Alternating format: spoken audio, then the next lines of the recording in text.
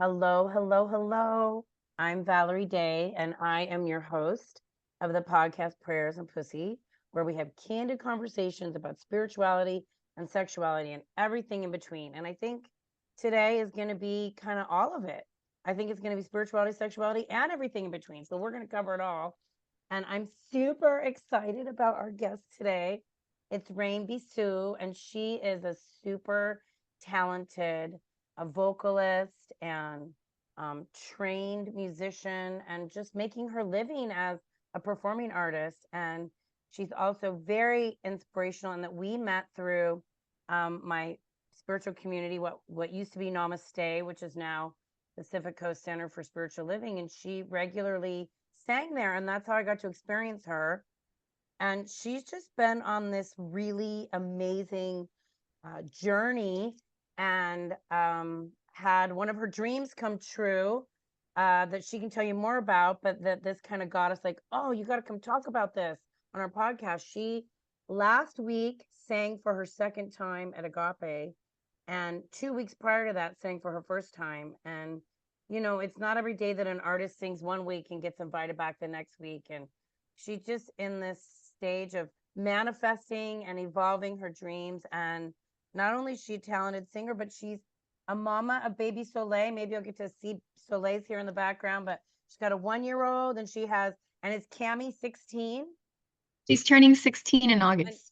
Right. So she's got a 16-year-old, a 1-year-old, and she's a working artist and a mom. And what I'd like to hear from you as we kick off, Rain, is how did you get into Science of Mind? Like, what was your journey of Science of Mind? And then also kind of tell us about your musical journey, kind of both of those, and how those two collided. Awesome. Okay. So when I was in the 8th grade, my mom presented me with Louise Hay's You Can Heal Your Life. Oh my God, that's awesome. I was just listening to Louise Hay this morning.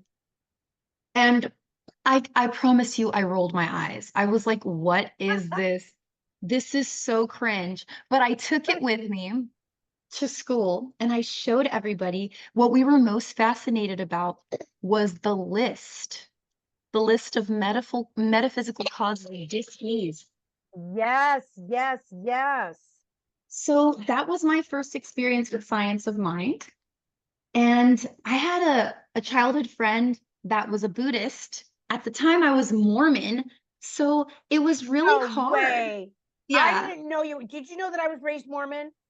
Yeah, you and Bobby. Yes, yeah. I didn't know that about you. I totally forgot if I knew. Oh my God. Wow. We have another bridge here. Okay. Yeah. So I was always interested in God and spirituality. And I was always wondering, like, what's the true church? What's the true belief? What's the genuine path to enlightenment? So I was definitely from the get-go a seeker. I would kind of, I don't know if this resonates with people, but I would kind of scare myself into thinking way too hard about why I was here, and because I was a kid and it was just things that I couldn't really wrap my mind around. But I was still going through my human experience, working with my reptilian brain. When I turned 18, my dad and my stepmom, they gifted me with a burned copy of The Secret. Oh, wow. And I didn't even want to watch it. I was so opposed because I was so mad at my dad. My dad and my mom had divorced. He had left my mom for this woman who was like into spirituality, metaphysics, spiritual science, alternative forms of healing. So I really resented the both of them. Oh, makes sense. That was part of my resistance towards being more receptive to, these teachings.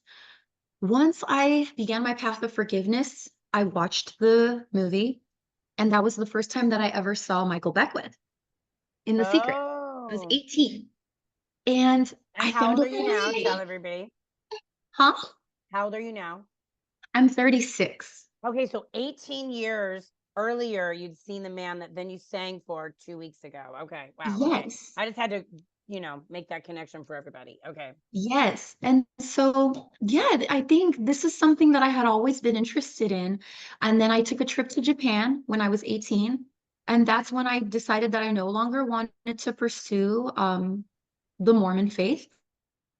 Yeah, so I decided to embrace Buddhism instead. I was starting to really intuitively, I was being led to understand that my relationship with God wasn't about the external, and it wasn't about using these mediums or using these intermediaries to create my connection. It was really a deep and personal one, and it was internal, and it was a relationship with my internal being along with the exterior, and those two were in relationship with each other.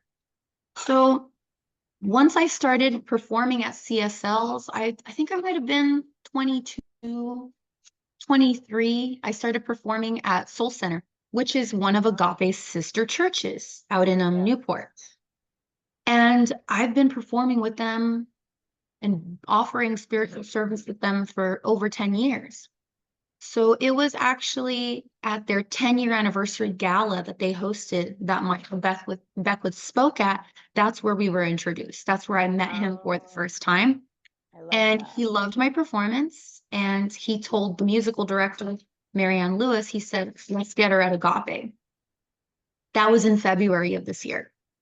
Oh, so February of this year was their 10-year anniversary. Oh, I love that. So it's been a long time coming. I'd been wanting to sing at Agape for a long time. I auditioned over 10 years ago, and I wasn't ready. I needed to work through multiple things. Mainly what I needed to work on was imposter syndrome. I needed to Mm, do my shadow work. I needed to work on releasing any blockages that were getting in the way of me being a vibrational match to success. I needed to get rid of any self-sabotaging behavior that was rooted in lack of self-worth, lack of self-esteem, lack of self-worth. I needed to let go of unhealthy connections that were reinforcing those beliefs. And so 10 years of inner work has, culminated into me having these experiences, these dreams coming true. And I'm very grateful. And that's the huge reason why I sang Vision of Love. That was the performance that I did at Agape 2 weeks ago. That's how I introduced myself to Agape, because I really did hold on to this vision that I was going to be on that stage, that I was going to get to a place spiritually, mentally, emotionally, and technically where I was going to be asked to be musical inspiration for this space that inspires me and feeds me spiritually. And it was such a moment of triumph and gratitude and appreciation to be in that space and to be able to do that. And it was very challenging. I would never have thought that I was going to be invited to come in the next week. But Marianne asked me, and I said no. oh, uh, really? Why did you say no? What was the well, no because about? I was booked at Soul Center. Oh, So um very recently, I've shifted my mindset. I've obviously read the Four Agreements, and I've really cared tremendously about being impeccable with my word and keeping with my commitments, showing up in that way for people, because that's a way of showing up for myself. That's a way of showing up for the universe. That brings me more blessings and it keeps me in line. So I told Marianne I would love to participate on Sunday, but I'm already booked at Soul Center. And I shared this with Jessica, who's the founder of Soul Center. And she said, Arena, thank you very much. I appreciate you being willing to share that and you being willing to honor your commitments, but you're always going to have us here at Soul Center. And I really, really think you should go to Agape. I really think you should say yes. oh, oh, how precious. I love that she got how big of a deal that was for you. Like that she really honored. And look what happened. You were in integrity and then you got the blessing of the person you love. Oh, that's so great. I love that. Yeah, it was awesome. I was so scared. I think part of the no was also being afraid. Like what do I do? Especially once I found out what the song was that she wanted me to sing. It's a song that I've never heard before. I was going to be performing as a soloist with the choir. The solo was split in two parts, but she wanted me to sing the whole thing, and I had 3 days to learn the song. You go, girl. Well, you killed it. Thank you, thank you, thank you. It was an opportunity for me to rise to the occasion and for me to surrender and be divinely led into being the highest version of myself, removing the blockages, removing the I can't, it's impossible, and just really, really trusting. Okay, if I'm being offered this opportunity, it's because God, source energy, love, intelligence believes that I am meant for this path. If the founder's supporting me in this, if the musical director is supporting me in this, if Michael Beckwith himself is telling me, I really want you to be here regularly, then I just need to answer the call and get out of my own way. And so I went for it. And I'm really, really glad that I did. Because coming out of that experience, I get to see that I did something really challenging and know that I can do that even more. I could do more. Wow. Yes, yes, yes, yes, yes. That's so beautiful. Thank you. That's so beautiful. I love that story. And yeah, like what a big, like full circle moment for you. Absolutely. It's been really nice. I mean, I got to sing with Ray Davis. So fun. He's And you the got to first sing with the performer at choir. Soul Center. Oh, say it again. And the choir was your backup singers. Oh my God. That was dreamlike. I mean, I'm a big fan of Mariah Carey. She's done a lot of songs, big songs with gospel choirs. And it's just been my dream to have that experience, to be a lead singer in a big gospel. I mean, I just feel like if you're backed by a gospel choir, like that means something. That's so powerful. And to be leading worship in that way, I felt so just grateful, appreciative, humbled, and very much just ready for more, ready to show up in this way and better, and with unwavering faith that there's more to come. Yeah. Yes, yes. Well, for me, and I'm not just saying this because you're on the podcast, like, lots of like Bobby can verify this for you and others. Like I've always been fed more by the music than the message. Like when I went to Agape when I first started going, Ricky was there. It was before Ricky and Reverend Michael were married, and like for like 6 months, every time I'd go, I'd cry, and it was the music would just open my heart and preach to me. Right? It wasn't really the message, it was the music. And that's still the case today, where I'm always fed more by the music than the message. It's an energy. It's a vibration. It's meant to heal. It's meant to uplift. It's so universal. We have universal law teachings, but the universal mathematics of music is just so transcendent, and it's so instantaneous. When semantics don't work for people to receive, the the universality of music uplifts without any words. Yeah. One of the songs, I don't know if you're familiar with Nikki Harris's Someone Needs a Prayer Today. Oh my God, I would love for you to sing that song. I'm gonna have to send it to you. But whenever there's like a crisis in the world, it's like I just put that song on and I sing it over and over and over again, and it like ministers to me, and I feel like it's ministering to the world, and it's just this someone needs a prayer today, right?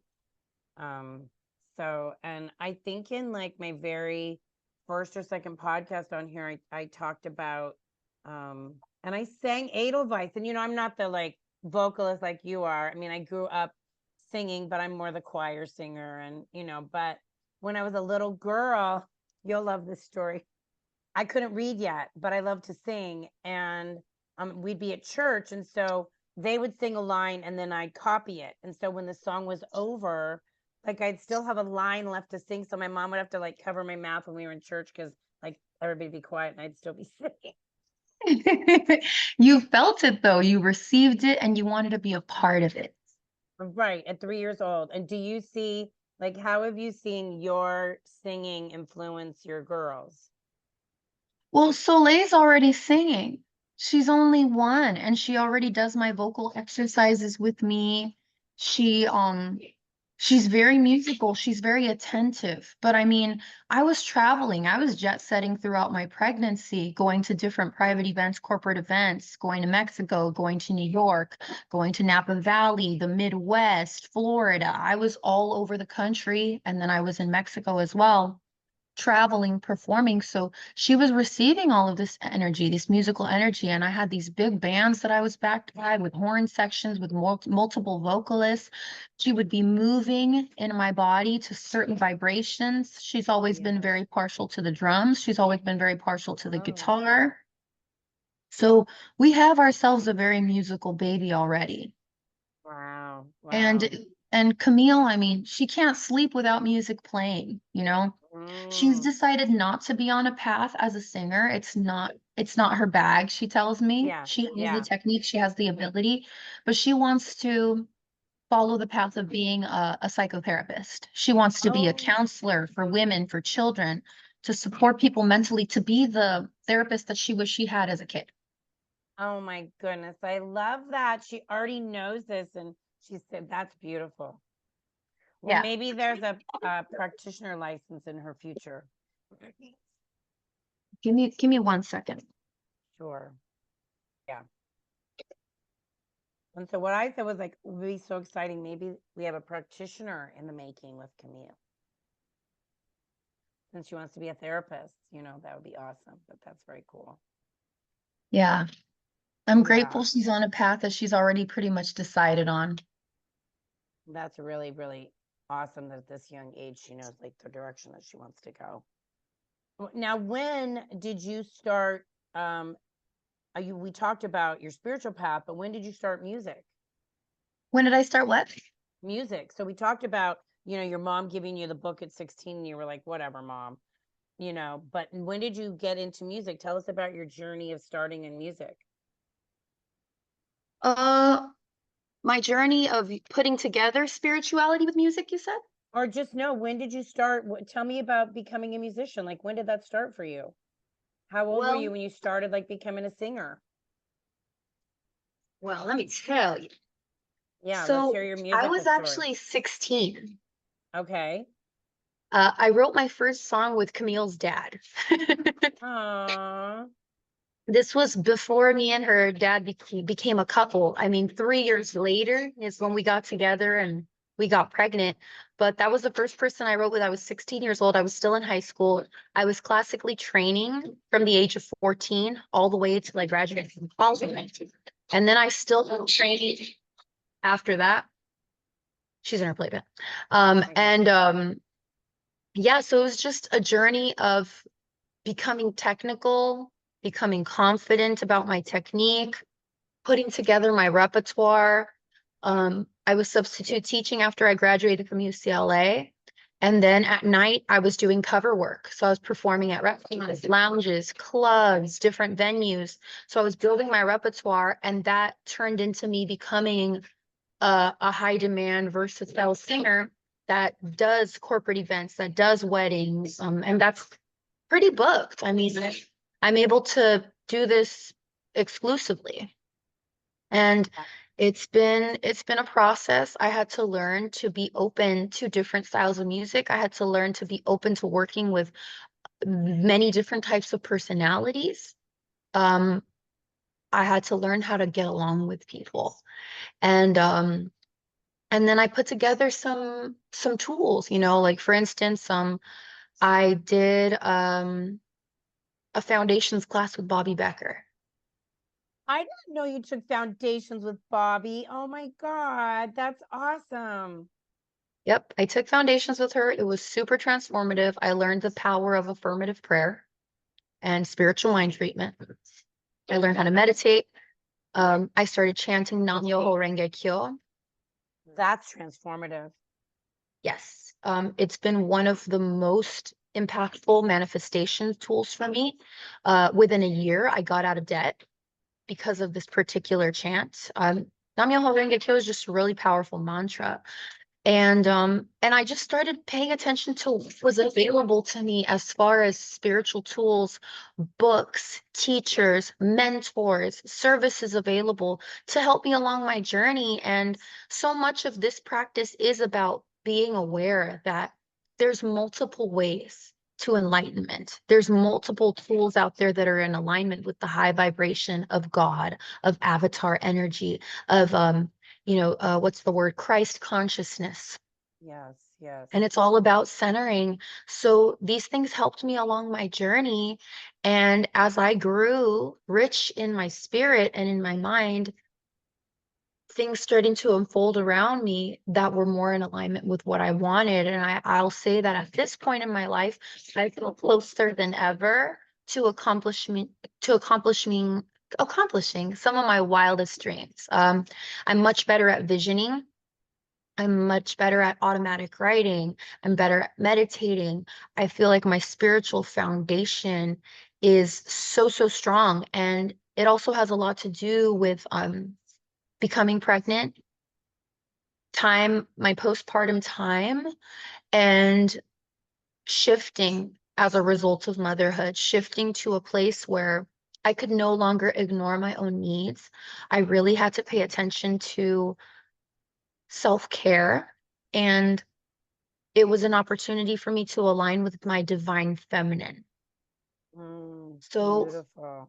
so the divine feminine energy that I started to honor, that was another huge catalyst for my growth. And I'm grateful that during my postpartum journey, I'm thinking like a week or two after having Soleil, I was invited to perform at Soul Center, and she was just so tiny. But getting invited took me out of the space of feeling like these like feelings of like doubt and worry that perhaps this is just not for me anymore. Perhaps singing Oh, and music is just something that I need to let go of. I need to just focus more on my children. I need to focus more on managing my household and my finances. I was really considering no longer occupying the creative realm. I was considering giving up on my career altogether. And it was these invitations from these spaces that uplifted me. And Agape, of course, is a huge one. I mean, it's a gigantic stage. It's a space where the entire space of practitioners, including Reverend Michael, they are affirming that you're showing up as your highest self. yes. And whether you're ready or not, you entrain to that. Yes, yes. And what a gift that, you were looking at, okay, I'm a mom now, I can't do this. And that the universe was like, oh, no, no, no, honey. No, no, no. And so it was super clear. And it's so beautiful that you'd already in the past, like, had practice surrendering to like your talents and your gifts and allowing them to unfold. And then it was even this greater and grander blossoming of you, right?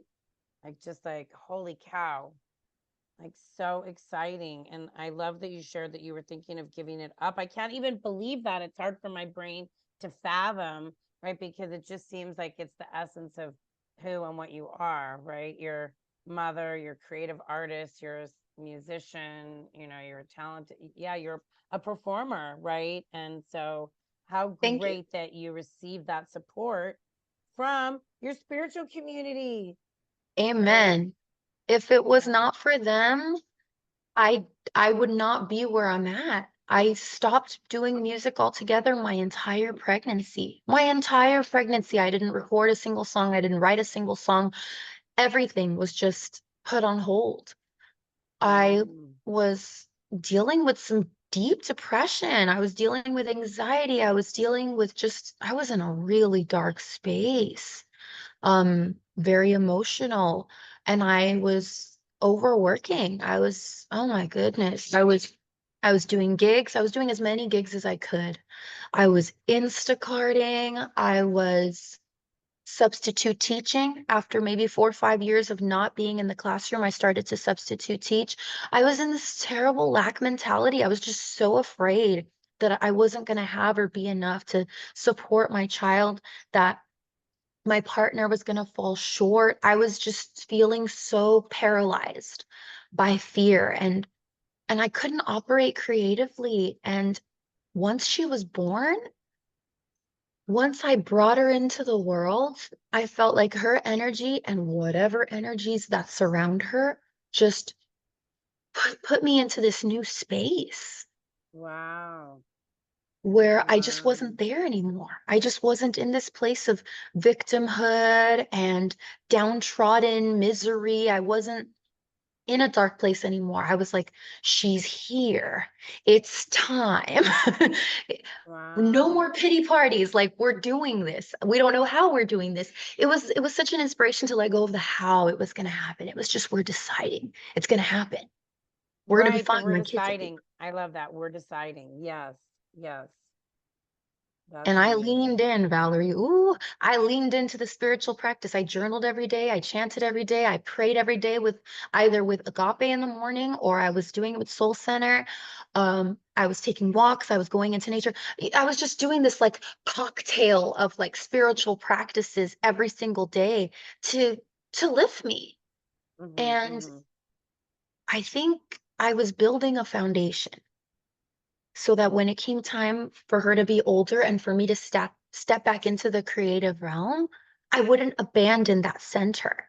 I think that's what I Yeah. was doing wrong when I was younger. I would rev myself up and these opportunities would come in, and then I would forget about my spiritual center. And then I would, Mm. I would drop down in my vibration. I wouldn't be in alignment anymore because I wasn't starting with trusting my inner guidance. I wasn't starting with paying attention and doing my inner work, feeling my emotions, filtering them, watching my thoughts, pruning the garden of my mind, you know? Yes. Oh my God. So important. And it's such a challenge, right? Because there's so many external distractions out there, and our world's kind of crazy right now. And so we have to even be more thoughtful about, what am I thinking? What am I creating? What am I putting out there? Yeah. Exactly. Wow. And there just must be, I feel, as you shared your journey, like just this sense of like relief and opening and empowered. You just feel so much more empowered.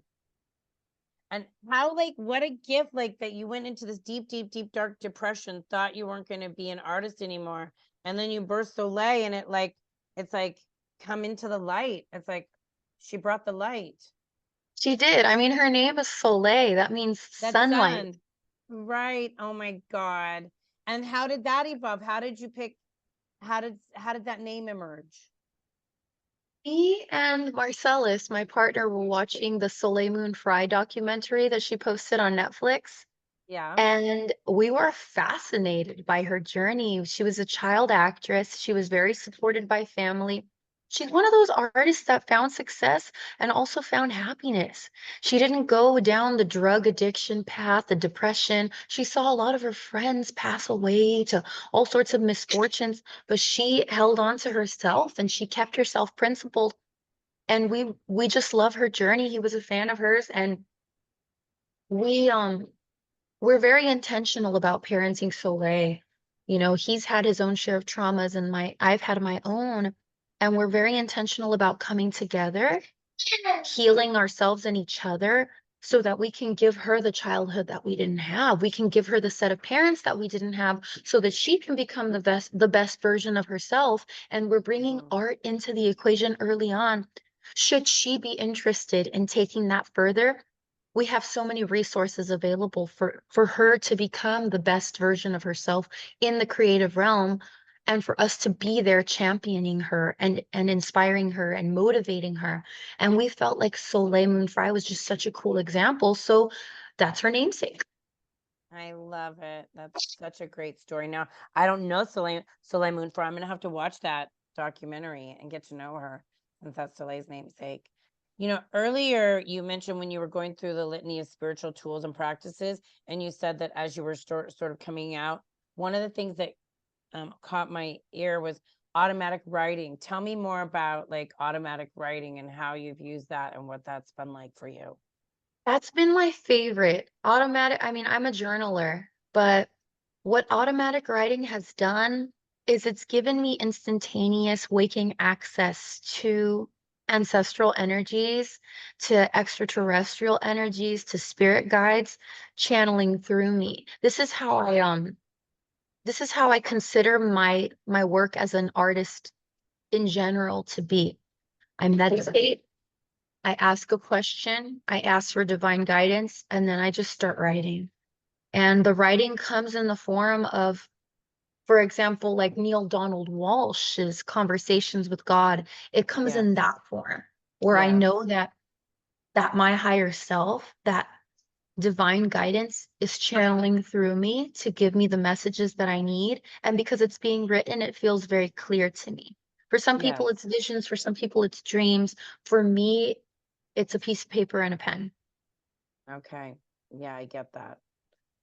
Yeah, that's beautiful. And is that how a lot of your lyrics come for you as well, as through the process of automatic writing? Absolutely. I listen to production, and generally speaking, the melody and the lyrics are together. And all I'm doing is translating it from the ether. And I learned Gotcha. this was reinforced by Elizabeth Gilbert's book, Big Magic. She Okay. talks about how inspiration is just all around us and it's waiting for us to Yes. catch it. I love that. I love that. Oh, well, is there anything I haven't asked you that you want to share about? Anything that's like, present for you that's, you want to talk about? We talked about the joke that I made about how I when I Oh, sing from my yes. pussy. Yes. Yes. Let's talk about that. Yes. So perfect. Since this is prayers and pussy, let's talk about how you use your pussy to sing. You know, when we learn about chakras, we learn that Yes. the sacral chakra is where all the creative energy is from. And so I Yes. associate that with pussy power. Like if you tap into that as a singer, you can expand in so many ways. And so I Mm. learned this from my trainer, Griffith Frank. He's like his words were breathe from your butt. I think he was trying to say it in a Ah, nice way to ah. not be too crass. But that's how I understood it. I was like, there is a Wow. space, this cavernous Mm. divine space within me, this portal within me where there's so much power. I've given birth to two babies. And when I focus my energy into that space and breathe from that deep, from root and sacral, I'm grounded enough to channel my energy in a way that people can feel, that people can really feel, Yes. and they Yes. cry and they get chills and they feel bliss. They feel it's a cathartic experience for the people that it's meant for. So it's worked for me, and it's also worked to bolster my technique so that I'm always in my breath. Otherwise, Mm. I'm here and this and here are more strained Yes. because this is my solar plexus. So if I'm feeling any kind of anxiety, then that impacts it. And then over here, if I'm feeling any kind of resistance with what I'm going to say, then I feel resistance. But if I'm coming from this space where I really trust, like I trust in my ability to give birth to a child without drugs, I've done it. I trust in, Yes. I trust in my inherent sexual energy and how that's in communion with my creative energy. Like these are spaces that I trust. So if I come from a space that I trust, then the rest of it just follows. Yes. Yes. Beautiful. Oh my God. I love that.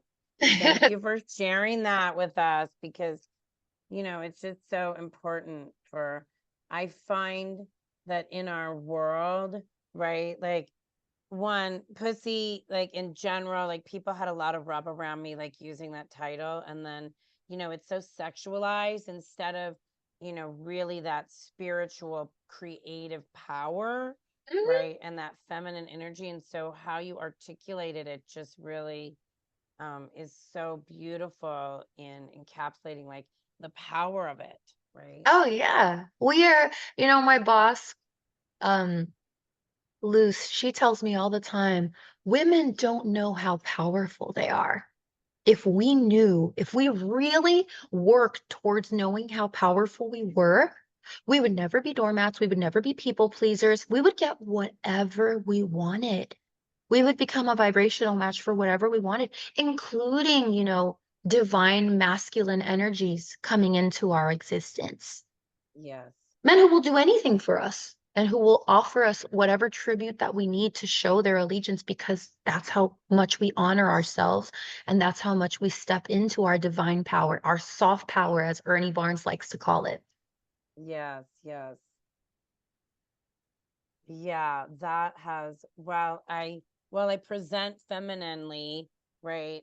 Because I'm single and I definitely can get out of balance with my masculine and feminine energy. And so I constantly have to remind myself to be softer and to really like embrace my feminine energy. And when I get out of whack, it's our right side is our masculine side, right? And our left side is our feminine, right? When like I'm all jacked up on my right side because I'm out of balance, right, with my masculine energy. So yeah, thank you for that reminder. Thank you My for that pleasure, reminder. my pleasure. Oh, it's coming. What you want, what you're envisioning, it's coming if you want it, you know. Being a Yes, single woman is also a very liberating decision. it is. It is. My journey in that area, I don't know if this is like, if we want to go here, but it feels like the good trend that, I was always the promiscuous one of my friends, right? Sort of the Samantha character. And then, what I really experienced, like while I was empowered, what I experienced as a woman is that when I'm sexually involved with somebody, like I don't have control over, like I have feelings of love because that's how we're made. And that's my personal experience, right? So, if I was it kind of resulted in unrequited love, right? Right. And so now I just kind of put the like kibosh on, like, okay, I need to recalibrate. And it's no entrada down here without, like, it's like I just could no longer be promiscuous. Like I had to be more discerning and discriminating with who and how I shared my body because of the energetic exchange. And I think that my vibration had raised to a point where if I had sex with somebody and there wasn't an energetic match, I actually experienced, it might sound crazy, not to you but to others, that I actually got sick. And it was like, oh girl, you can't just be sleeping with any old body. Like you really need to be more discerning and discriminating. So I went through, promiscuity to like nothing, and now it's like, okay, I'm ready to like call in something that's more of that vibrational match and that's more of an honoring of like who and what I am. Amen. You know, I resonate with that. There was a relationship that I was in for many years, and it was a karmic relationship. And we were off and on. And then the last time that we were on, every time that we had sex, I would get sick. Every single time. Because your body was saying this is not a match.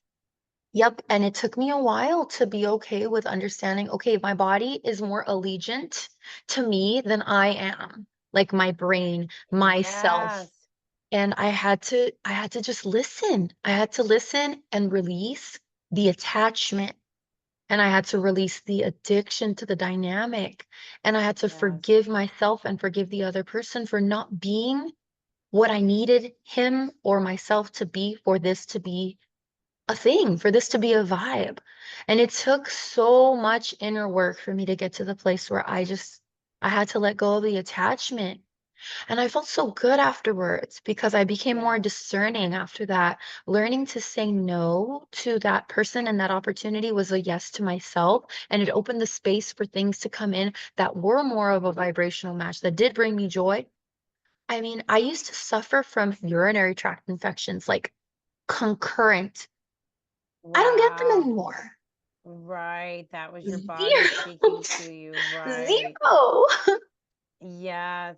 Yeah. I remember one time, with somebody like you that I had been like dating for a while, and I literally like got sick, and it was like, but I still kept like you going back. And it was like that was my body saying, honey, this isn't a match.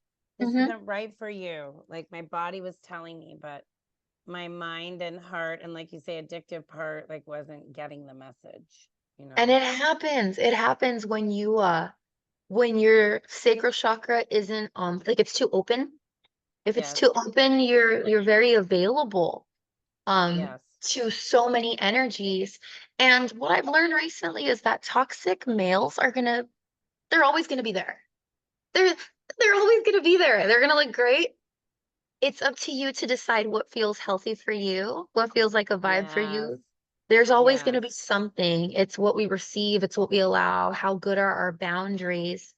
And once I was able to receive that lesson and actually follow that lesson, um, sexually things became a lot more fulfilling for me. And also, like, I stopped being so, like, for lack of a better word, thirsty. I stopped being so thirsty. Yes. Yes. I totally understand that. I get it. Because you came into balance, Yes. right? So like the thirsty was because that was that out of balance. And so as you came into like your own, right? Your own power, your own Yes, self-love, your own self-worth, your own exactly. yeah, yeah. And I Beautiful. think I could feel that the person that I was exchanging with wasn't all about me, which is why I clung even harder. Like I needed their Oh, yes. validation so badly.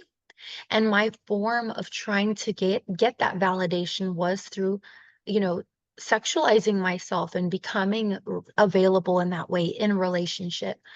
Yes. Once I abandoned that, in my relationship, I'm never the one chasing. Like I am never the one chasing in my relationship. Like this person comes to me, I'm generally speaking very fulfilled. And Nice. yeah, I'm never the one asking for it. And it used to be that I was constantly chasing my partner, that I was never getting enough and feeling resentful. I am not there anymore. And I haven't been there Yay. for a long time. That is so beautiful. Thank you for sharing that. I'm glad we took our conversation here. Me Yeah. too. Yay. Well, is there anything else we want to talk about? Do you feel complete? Anything, any questions you have for me or anything you have to share with our audience? Hmm. What's something else that you like to ask your guests that you haven't asked me yet? Oh, wow. I mean, I don't have a standard thing, but let's see if there's anything else that I well, I guess the thing that I asked that I haven't asked you yet, is there anything that you want to offer to our folks? I remember when we were first, chatting beforehand that you have, you offer vocal lessons. So tell us what's going on, that how people can connect with you, where you want to connect with them. Absolutely. So at this moment, I'm really, really pushing my music. I'm pushing the music that I'm writing. It's been a long time I took a break, but I'm pushing Rain Bisou's artistry, the songs that I've written, that I've channeled. So you can find those on all of the digital platforms, including music videos. My URL is rainbisou.com, RAINBISOU.com. I'm on YouTube, Spotify, Apple Music, Pandora, you name it, I am there. I have a residency in Newport Beach at Tavern House. It's a duo. I'm there from 6:30 to 9:30. You are more than welcome to come. You can make a reservation or you can just walk on in. We take requests. And is Um, that every Wednesday or every weeknight? What, every every Wednesday? Wednesday night, Okay, 6:30 every to Wednesday night. 9:30, Newport Beach. If you're in OC, come on by. I have a residency at Mrs. Fish in downtown LA every other Tuesday night from 7 to 10 p.m. That's a trio or a quartet, so it's a bigger band.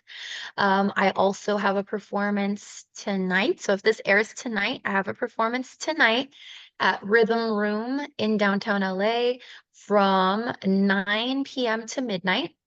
Ooh, I for offer you little vocal night owls. lessons. Yes, so it's a 21 and over. It's a $5 cover. It's R&B night. So we're Cool. doing nothing but the jams. Soleil's excited about Ah. that. And what else do I have to offer? You Oh, were gonna say you teach vocal. I do. I teach voice lessons. I love working with kids. I love working with beginners. We work on foundational practices, confidence, but I cater it to whatever my student needs. I work in person, but I also work online. We can do sessions via Zoom or we can do them via FaceTime. So I offer myself for that as well. And lastly, I am open to new opportunities to perform at new spiritual centers. I am open to perform for private events. I just did a baptism for a girl in my hometown.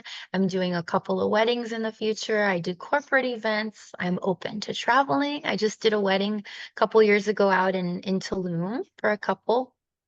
So I'm always open to opportunities to perform, and we do travel and we do have different packages for our bands. So yeah, just looking to stay booked, blessed, and busy, and to continue offering my music and my art to people for whoever's meant to receive the message. Beautiful, beautiful, beautiful. I love it. Okay, so everybody, there's so many opportunities to connect with Rain, so I invite you all to do that. And I think we feel pretty complete. Yes. So I'm going to pray us out because I like to end our podcast with prayer. So Sounds good. so just feeling, I just feel so yummy and warm and excited and nurtured and fed from this conversation. It's been such a treat to just experience the creative expression of God that is known as Rain Bisou. And so I just recognize that one mind, that one power, that one infinite intelligence in all, as all, through all, my life, the one life. I just speak a prayer blessing each person that is hearing this podcast, that is hearing this interview. I just call forth the divine creative inspiration that is who and what they are. I bless them on their journey of authenticity and creativity and awakening.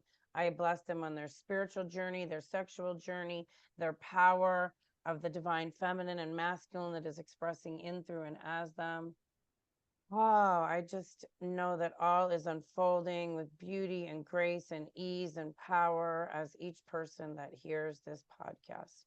I give thanks for the opportunity for Rain and I to be together this day. I give thanks for the co-creative expression of this conversation, knowing that it nurtures individuals in exactly the way that they need. It's just the message they needed for the moment that they hear it. So I know that all is good, all is God. I give thanks, I give thanks, I give thanks. I release this prayer to the action of the law, knowing it's complete, knowing it's done, saying, and so it is. And so I let it be. Amen, amen, amen. So it is And yes, and if you want to connect with me, you want a more interactive experience, I lead a meditation call Monday through Friday at 7 a.m. and the link is in the show notes. And then if you want to book a counseling session, you can connect with me on my website at valerieday.com. So thank you, everybody. We love you. Thank you. Signing off now. Okay. Love you.